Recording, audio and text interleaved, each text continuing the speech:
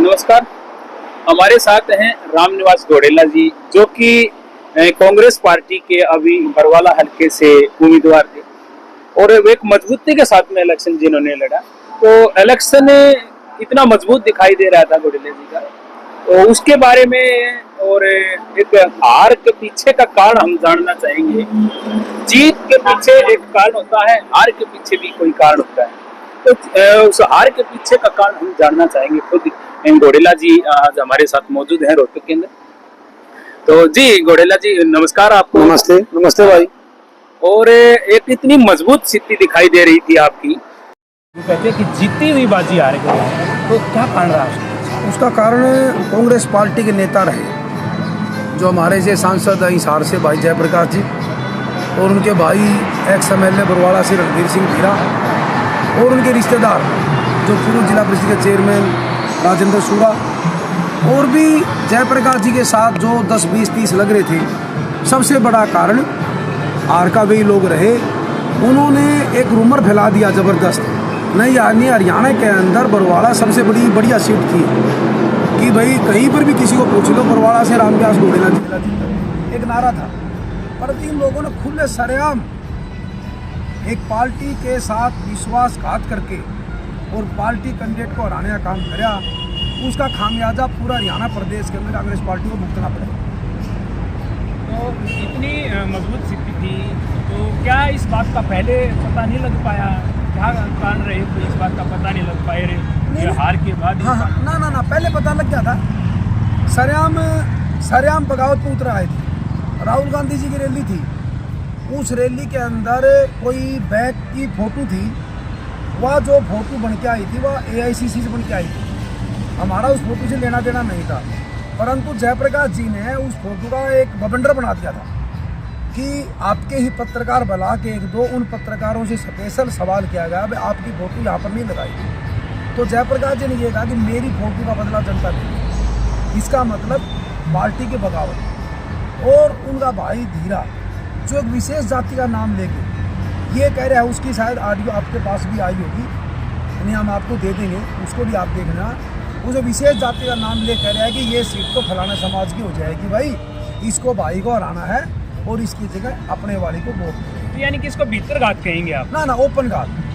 भीतरघात तो होता है कोई भाई की टिकट कट गई, घर बैठ गया चुपचाप और अपना आदमी को एक आधे कह दिया को। ये सरेआम लग रहे सारे के सारे। फोन करा, हजारों फोन आए हैं वर्करों के पास, वोटरों के पास, इसको नहीं देना, इसको नहीं देना है, अपने वाले को दे देना, अपने वाले को नहीं देना तो बीजेपी को दे देना, रामनिवास को हराना। परंतु रामनिवास को हराने की बात को लेकर भाई क्या बरवाड़ा से एक सीट आरजे को फर्क नहीं पड़ता? सरकार तो बन रही है, हुड्डा साहब मुख्यमंत्री बन रहे हैं, एक एक करके सारी सिमटे के 37 पे लिया है, हुड्डा साहब को चीफ मिनिस्टर बना दिया।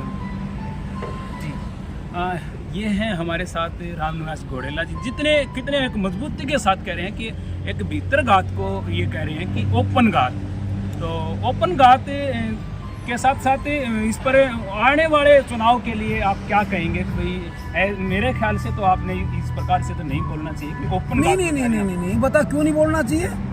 जो आज हरियाणा प्रदेश के अंदर जनता जो 10 साल से बीजेपी का राज से दुखी थी, हर वर्ग, किसान, कर्मचारी, व्यापारी, गरीब सभी दुखी थे और जो चाह रहे थे कि कांग्रेस पार्टी का राज बने, उस राज को खोया और जनता की उम्मीदों को खोया। किन्होंने खोया? कांग्रेस पार्टी के नेताओं ने खोया। अब जो अगर हम असली बात भी नहीं कहेंगे तो जनता फिर हमारे को माफ़ नहीं करेगी। अगर हम असली बात जनता को बताएंगे तो भाई जनता फिर उनको माफ़ नहीं करेगी जिन लोगों ने गद्दारी करी है। अगर कहो तो हम आपकी वीडियो बता देते हैं, जैसे कि सातोड़ कला के अंदर हमारे भाई सांसद भाई दीपेंद्र हुड्डा जी आए थे, उनकी मौजूदगी में ये कहना कि हमारी 45 सीटों में काम चल जाएगा।